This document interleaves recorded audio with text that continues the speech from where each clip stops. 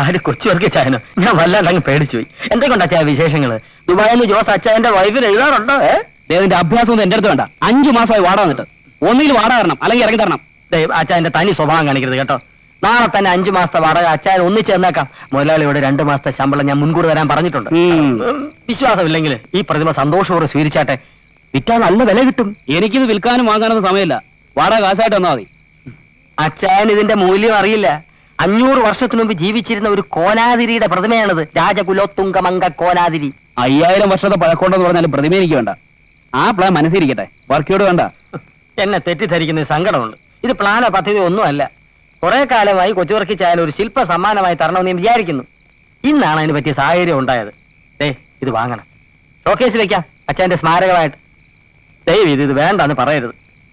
നിറഞ്ഞ മനസ്സോടെ സന്തോഷത്തോടെ ഇത് സ്വീകരിച്ചാലും. മുട്ടപ്പലയാണെങ്കിലും മുഖലക്ഷണമുണ്ട്. ഉണ്ടുണ്ട്. പുണ്യാളന്റെ പ്രതിമ അല്ല.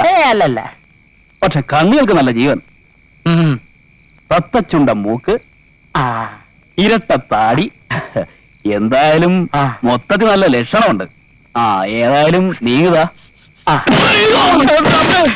തല പൊട്ടിയതാ തോന്നുന്നത്. മാവിന്റെ കൊമ്പ, നല്ല നിമിത്തം. ഇതാണ് പ്രതിമ വാങ്ങിക്കാൻ പറ്റിയ സന്ദർഭം. പെട്ടെന്ന് തന്നെ വാങ്ങിക്കൂ. വാങ്ങാൻ കൈ നീട്ടിയതേ ഉള്ളൂ, തല പോയി. ഏത് കുരങ്ങന്റെ പ്രതിമയാണോ ഇത്? അവലക്ഷണം. ഒരു സിദ്ധന്റെയാ. ആരുടെ ആയാലും കൊള്ളാം. കാശുമില്ല, തലയും പോയി. ഇനി തല വിടാൻ വൈദ്യുതി തപ്പണം. അതിനുള്ള പണം താൻ തരണം. നാളെ ഞാൻ വരും. കൊണ്ടുപോടാ. എന്റെ അടുത്തൊന്നും ഒഴിഞ്ഞു പോകാൻ ഇഷ്ടമില്ലല്ലേ? കുറച്ച് നോക്കുന്നുണ്ടല്ലേ? അനിഷ്ടമില്ലാത്ത പിശാച്.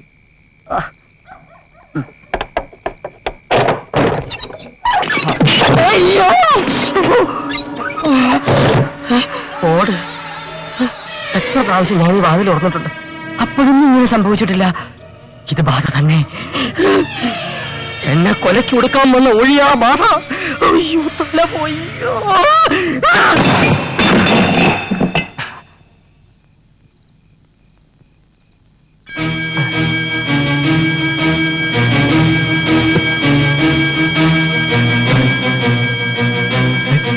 കൂടോത്രം ശുദ്രമല്ലാണോ? തല പൊട്ടി തെറിക്കോ? വേണ്ട, അല്ല, തെറിക്കട്ടെ. എന്റെ തല.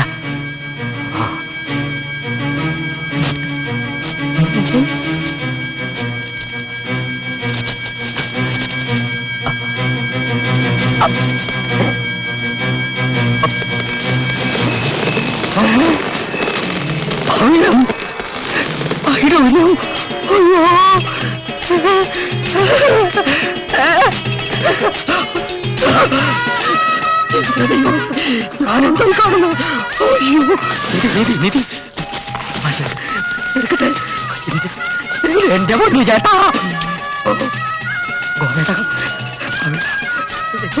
അണിക്കോ എല്ലാം ഉണ്ടല്ലോ. എനിക്ക് അറ്റാക്ക് വരും. അയ്യോ, എന്റെ പൊട്ട ചേട്ടാ. ഇനി താഴെ ബാക്കിയൊന്നും ഇല്ലല്ലോ. ഇത് മൊത്തത്തിൽ കൊണ്ടുപോയി ആരെങ്കിലും എന്നെ തട്ടിക്കളയും. കുറച്ച് സാമ്പിൾ കൊണ്ടുപോയി കോയമ്പത്തൂർ അണ്ണാച്ചിയെ കാണിക്കാം. ബാക്കി ഇവിടെ ഇരിക്കട്ടെ, കുറച്ചായിട്ട് വന്നെടുക്കാം. അയ്യോ, എവിടെയാ ഒന്ന് വെക്ക?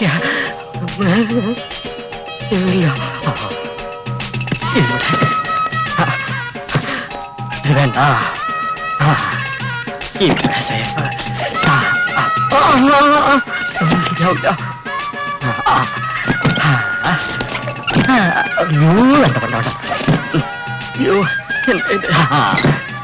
ഇതിടയിലോട്ട് വെക്കാം.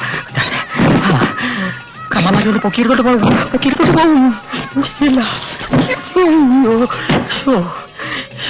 എവിടെയാ? മച്ചിന്റെ മേലെ വെക്കാം.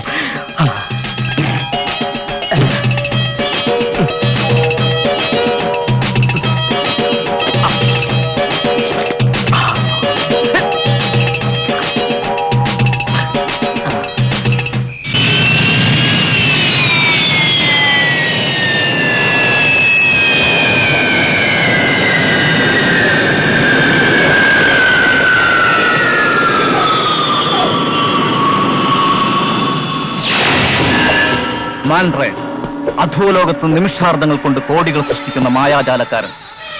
മാന്ത്രികനാണ് ഞാൻ. അംജദ് ലാലാജി അതുകൊണ്ട് തന്നെയാണ് എനിക്ക് രോമന പേരിട്ടത്, ജൂനിയർ മാൻഡ്രൈ.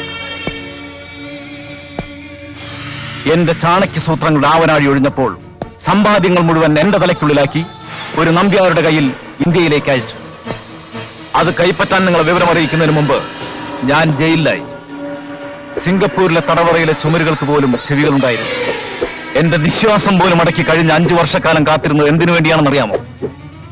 നമ്പ്യാരുടെ കയ്യിൽ അകപ്പെട്ട എന്റെ തലയ്ക്ക് വേണ്ടി, അതിനകത്തെ കോടികൾക്ക് വേണ്ടി. അയാൾക്ക് പോലും അറിയില്ല അയാളുടെ കൈവശമുള്ള ഓട്ടുപ്രതിമയിലെ കണക്കറ്റ സമ്പാദ്യങ്ങളെ കുറിച്ച്. എനിക്കത് വേണം. എന്നിട്ട് വേണം എനിക്കെന്റെ സാമ്രാജ്യങ്ങൾ വീണ്ടും പടുത്തുയർത്താൻ, നഷ്ടപ്പെട്ട എന്റെ ചെങ്കോലും കിരീടവും വീണ്ടെടുക്കാൻ. ഞങ്ങൾ എന്ത് ചെയ്യണം ബോസ്? നമ്പ്യാരെ കണ്ടെത്തണം. പ്രതിമ എവിടെയുണ്ടെന്നറിയണം. ബാക്കി കാര്യങ്ങൾ ഞാൻ തീരുമാനിക്കും. പറയാലോ, ആ കുന്ത്രാന്റെ കയ്യിൽ നിന്ന് പോയ പിന്നെ മനസ്സിലൊരു സ്വസ്ഥതയുണ്ട്. കൈക്കൂലി കൊടുത്തിട്ടാണെങ്കിലും 2 കേസിൽ നിന്ന് ഊരിയില്ലേ? ആ നമ്പ്യാരുടെ തലയിൽ ഇപ്പോ കാക്ക കൊത്തി പറിക്കുന്നുണ്ടാവും.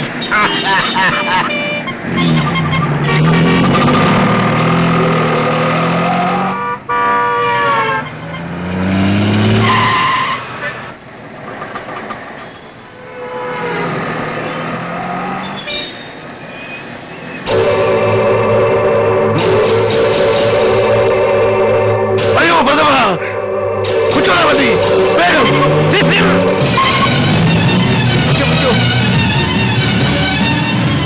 ഒന്ന് വേഗം വിടുക.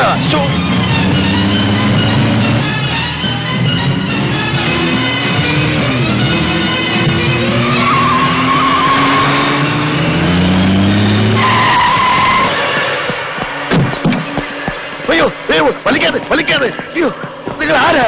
എന്താ വേണ്ടത്? പിന്നെ പറയാം. അയ്യോ ഓ, ഓ. ഓ, അമ്മേ.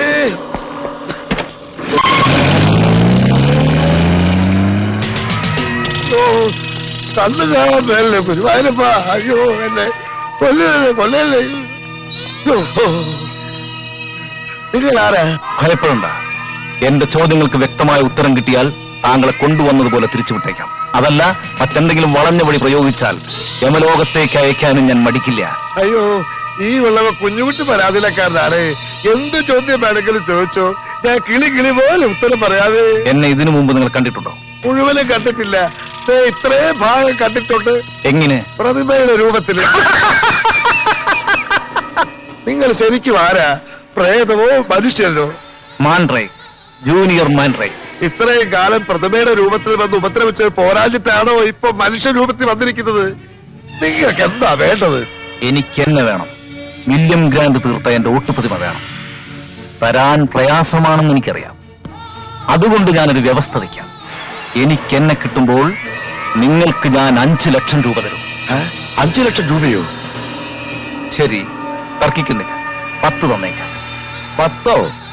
ഞാൻ 15 ചോദിച്ചാലോ? അടിച്ച് നിന്റെ 32 പല്ലും കാഞ്ഞു കൊന്ന് കായൽ താഴ്ത്തും. സ്നേഹിക്കുന്നവർക്കും വിശ്വസിക്കുന്നവർക്കും ഞാൻ ദൈവമാണ്, മറിച്ചായാൽ പിശാചും. ആ പ്രതിമ തിരിച്ചു തന്നാൽ പറഞ്ഞ പണം എനിക്ക് തരുമെന്ന് ഉറപ്പാണോ? മാൻഡ്രേക്ക് ഒരിക്കലും പാഴ്വാക്ക് പറയാറില്ല. എങ്കിൽ 2 ദിവസത്തിനുള്ളിൽ നിങ്ങൾ പറയുന്ന സ്ഥലത്ത് ഞാനത് എത്തിച്ചേരാം. എന്താ, സമ്മതമാണോ? ഓക്കെ, പക്ഷെ വാക്ക് മാറിയാൽ നിങ്ങൾക്ക് എന്ത് സംഭവിക്കുമെന്നറിയാമോ? ഈശ്വര, ഇത്രയും വിലയുള്ളൊരു സാധനമായിരുന്നോ കൂടോത്രം വരുന്ന നമ്മൾ ഒഴിവാക്കിയത്? 10 ലക്ഷം രൂപയെന്ന് കേട്ടപ്പോ പ്രതിമ നമ്പ്യാരുടെ പക്കലാണെന്നുള്ള വിവരം ഞാൻ മിണ്ടിയില്ല. നമ്മുടെ ഭാഗ്യത്തിലാണ് ഈ ഞാൻ അവരെ വഴി വെച്ച് കണ്ടത്. പാട്ടുപാടി സമ്മാനമായി കിട്ടിയ ആ സാധനം പ്രതിഭ വീട്ടിലേക്ക് തന്നെയായിരിക്കും കൊണ്ടുപോയിരിക്കുക, അത് ഉറപ്പാ. ആ സാധനം അവിടെ നിന്ന് എങ്ങനെയെങ്കിലും ഒഴിവാക്കാൻ വേണ്ടി നമ്പ്യാര് കാത്തിരിക്കായിരിക്കും. എന്നാലും ഇനി അതും ചോദിച്ചോണ്ട് അങ്ങോട്ട് ചെന്നാ നമ്പ്യാർക്ക് സംശയം തോന്നുമല്ലോ. നീ ഇപ്പൊ എന്താ ചെയ്യാ? അതിലൊക്കെ വഴിയുണ്ട്, നീ കണ്ടോ? പ്രതിമ വിൽക്കാനുണ്ടോ? പ്രതിമ വിൽക്കാനുണ്ടോ? പ്രതിമ പഴയതും പുതിയതുമായ പ്രതിമ വിൽക്കാനുണ്ടോ? പ്രതിമ കയ്യും കാലും ഇല്ലാത്ത പ്രതിമ വിൽക്കാൻ ആൾക്കാർ തുടങ്ങി. അമ്മോ, ഇതാ ചൂടാ. പ്രതിമ വെക്കാനുണ്ടോ സാറേ?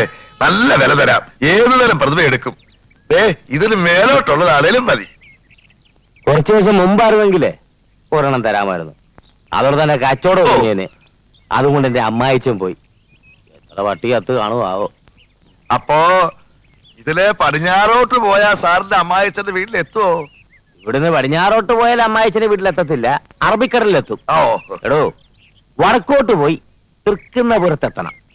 അവിടെ ചെന്ന് മേനോ സാർ വീടാന്ന് ചോദിച്ചാൽ ആരും കാണിച്ചു മേനോ സാർ മേനോ സാർ. വന്നേ പട്ടിമേനന്റെ വീടെന്ന് ചോദിച്ചാ മതി. ഓ പട്ടിമേനൻ. അതിരിക്കട്ടെ, തനിക്കെന്താ ഈ പ്രതിമ? അതെന്റെ ഹോബിയാ സാറേ. വീട് അലങ്കരിക്കാൻ വേണ്ടി ഞാൻ അത് മറിച്ചു വിൽക്കും. തന്റെ ശബ്ദം എവിടെയോ കേട്ട മാതിരി ഉണ്ടല്ലോ. അതെ സാറേ, ഞാൻ മിമിക്രിക്കാരനായിരുന്നു.